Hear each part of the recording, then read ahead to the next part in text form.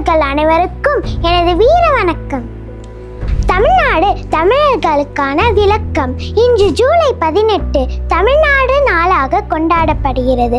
தமிழ்நாடு என்ற பெயர் பெற்றதன் நீண்ட வரலாற்றை சுருக்கி மேற்பார்வை செய்வோம்.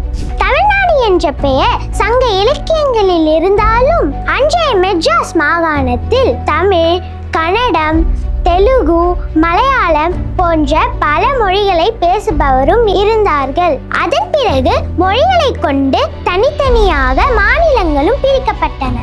அப்போது இன்றைய தமிழ்நாட்டிற்கு மெட்ராஸ் ஸ்டேட் என பெயர் வைக்கப்பட்டது.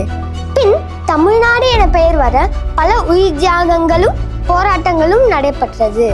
அப்படி 1968ஆம் ஆண்டு ஜூலை 18ஆம் தேதி தீர்மானம் நிறைவேற்றப்பட்ட நாளைதான் தமிழ்நாடு நாள் என இன்று கொண்டாடுகிறோம். தமிழர் ஆகிய நாம் நம் முன்னோர்களின் பெயரை தெரிந்து கொள்வதைப் போல், முதல் எழுத்தை தெரிந்து கொள்வதைப் போல், நம் மொழியின் வீரத்தையும் மாண்பையும் தெரிந்து கொள்ள வேண்டும். எங்கள் தித்திக்கும் தமிழ் மொழியை அழிக்க நினைத்தாலும், கொன்று குவிக்க நினைத்தாலும், தமிழ்நாடும் நம் தமிழண்டா என்ற அடையாளமும் செந்தமிழை மீட்டெடுக்கும். போற்றி பாதுகாப்போம் நம் தமிழ் மொழியை, எட்டு திக்கும் வளர்ப்போம் நம் தாய்மொழியை.